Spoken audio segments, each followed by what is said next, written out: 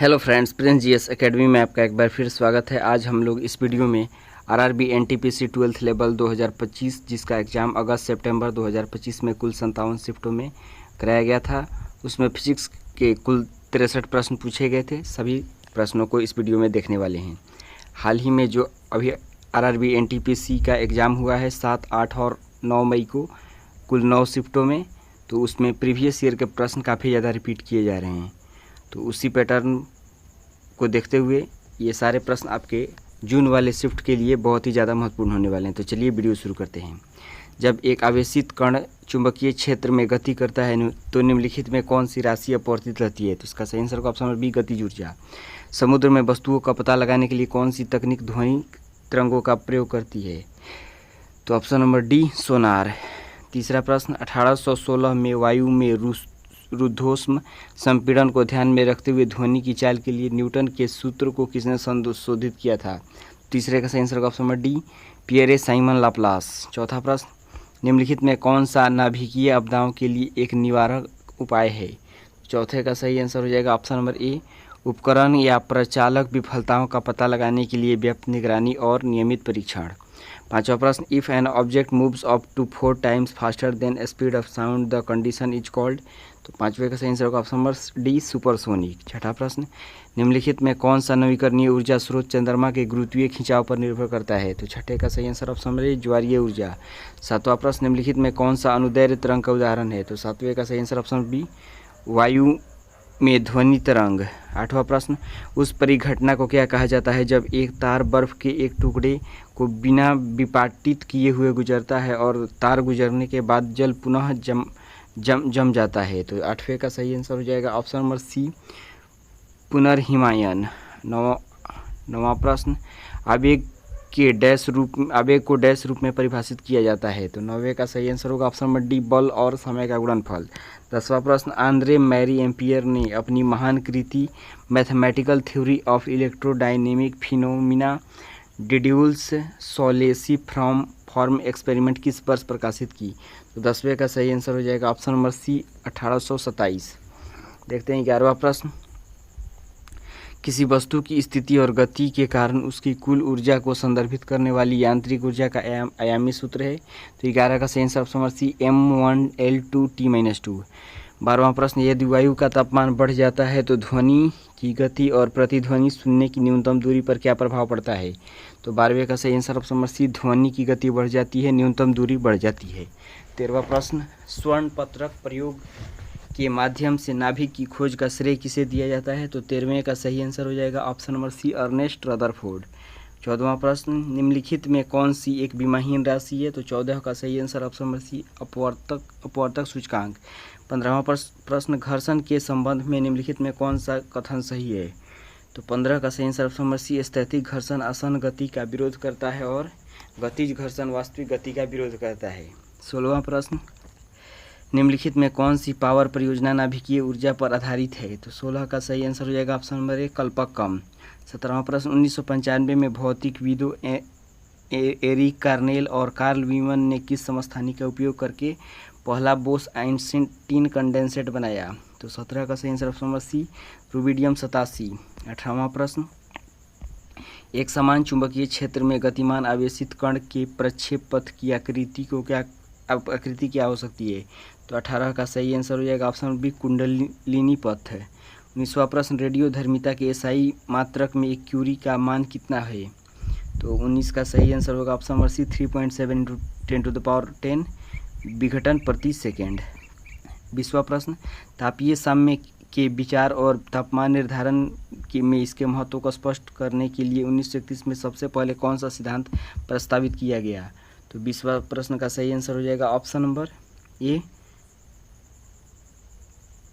20वां का सही आंसर हो जाएगा आपका option number C, Ralph H Fowler. 21वां प्रश्न, इंफ्रासाउंड माइक्रोफोन डैश से निम्न आवृत्तियों पर विमान के वेक वर्केट्स, क्लियर एयर, टर्बुलेंस, टॉर्नेडो और भूकंपीय घटनाओं का दूर पता लगाने में सक्षम होता है? तो 20वें का सही answer option number A, 20 hertz. 21वें का हो जाएगा ऑप्शन नंबर 20 हर्ट्ज।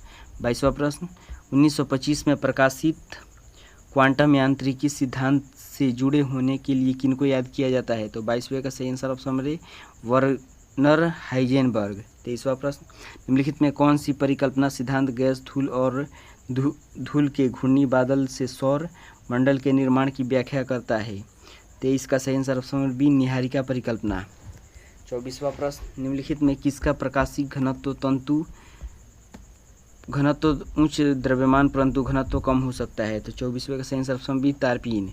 25वां प्रश्न, उस सिद्धांत का नाम क्या है जो यह स्पष्ट करता है कि तरंगाग्र पर प्रत्येक बिंदु द्वितीयक तरंगिकाओं के स्रोत के रूप में कार्य करता है, जो सभी दिशाओं में फैलती है और एक नया तरंगाग्र बनाती है? तो 25 का सही answer option number D Huygens का सिद्धांत।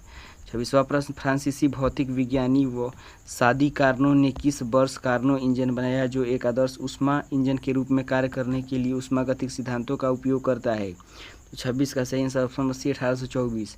27वां प्रश्न, इनमें से किस भौतिक राशि का द्रव्यमान और समय का आयाम शून्य होता है? तो 27 का सही आंसर ऑप्शन नंबर सी आयतन। 28वां प्रश्न, ध्वनि की आवृत्ति एफ और काल अवधि टी के बीच का संबंध है? तो 28 का सही answer option number B F equal to 1/t। 29वां प्रश्न, एसआई मात्रक में व्यक्त करने के लिए 1 कैरेट का मान कितना होता है? तो 29 का सही answer option number C 200 milligram. 30वां प्रश्न, तांबे के जल्दी गर्म होने के कारण इसका प्रयोग बर्तनों के लिए किया जाता है, इसकी विशिष्ट ऊष्मा कितनी होती है? तो 30वें का सही आंसर हो जाएगा ऑप्शन नंबर 386.4 जूल केजी प्रति केल्विन। 31वां प्रश्न, वर्तमान अंतर्राष्ट्रीय मात्रक एसआई की कितनी मूल स्वतंत्र राशियाँ है? तो 31 का सही आंसर हो जाएगा ऑप्शन नंबर डी 7। 32वां प्रश्न, दीवारों और अन्य पृष्ठों से पुनरावृत्त परावर्तन के कारण किसी बड़े हॉल में ध्वनि सुनाई देते रहने के लिए प्रयुक्त शब्द क्या है? तो 32 का सही आंसर ऑप्शन नंबर सी अनुरणन। 33वां प्रश्न, निम्नलिखित में कौन ऊष्मागतिक तंत्र में अवस्था फलन या अवस्था चर नहीं है? तो 33 का सही आंसर हो जाएगा ऑप्शन नंबर बी कार्य। 34वां प्रश्न, 540 × 10⁻12 हर्ट्ज की KCD आवृत्ति के एक वर्णी विकिरण की दीप्त प्रभाविकता ल्यूमेन प्रति वाट मात्रक में व्यक्त करने पर डैश होगी? तो 34 का सही आंसर ऑप्शन नंबर सी 683 होगी। 35वां प्रश्न, कौन सा नियम सूर्य और तारों सहित काले पिंडों के रंगों और उनके तापमान के संदर्भ में समझाता है? तो 35वें का सही आंसर हो जाएगा आपका ऑप्शन नंबर सी बिन का विस्थापन नियम। पूर्ण आंतरिक परावर्तन के लिए शर्त क्या है? तो 36 का सही आंसर ऑप्शन नंबर ए प्रकाश को क्रांति कोण से अधिक कोण पर सघन माध्यम से विरल माध्यम में गमन करना चाहिए। 37वां प्रश्न, निम्नलिखित में कौन यांत्रिकी में आवेग को सर्वोत्तम रूप से परिभाषित करता है? तो 37 का सही आंसर ऑप्शन नंबर ए बल और उसके कार्य करने के समय का गुणनफल। 38वां प्रश्न, एसआई मात्रक में व्यक्त करने पर रोएंटजन का मान कितना है? तो 38 का सही answer option number C 2.58 × 10⁻⁴ coulomb प्रति किलोग्राम। 39वां प्रश्न, यदि हम वेग के लिए एक व्यंजक व्युत्पन्न करें तो इसका आयाम डैश होना चाहिए? तो 39 का सही answer option number D m0L1T-1। 2.308 cm में कितने सार्थक अंक हैं? तो 40 का सही आंसर हो जाएगा option number C 4। Which is most frequently applied when calculating the electric field, particularly when high symmetry is present? तो 41 का सही answer option B Gauss law. 42वां प्रश्न, which theory suggests the planet were formed out of a cloud material surrounding a young gun? तो 42 का सही answer होगा option number D nebular hypothesis. 43वां प्रश्न, दो ध्वनि तीव्रताओं के बीच के अनुपात को व्यक्त करने के लिए वैज्ञानिक साहित्य में प्रयुक्त अधिमानित इकाई क्या है? तो 43 का सही आंसर हो जाएगा ऑप्शन नंबर डी डेसिबल। 44वां प्रश्न, लघु खगोलीय पिंडों के संगठन और संलग्न के निर्माण की प्रक्रिया को क्या कहा जाता है? तो 44 का सही आंसर हो जाएगा ऑप्शन नंबर बी अभिवृद्धि। 45वां प्रश्न, ध्वनि की चाल, उसकी तरंग दैर्घ्य और आवर्तकाल के बीच संबंध क्या है?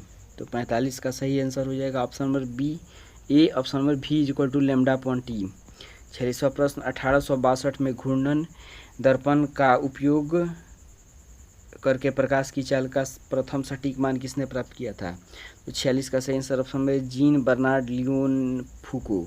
47वां प्रश्न, स्टीफन बोल्ट्जमान स्थिरांक सिग्मा का सैद्धांतिक मान कितना है जो किसी कृषिका द्वारा प्रति इकाई क्षेत्र में उत्सर्जित शक्ति को उसके उष्मागतीय ताप के फलन के रूप में परिभाषित करता है।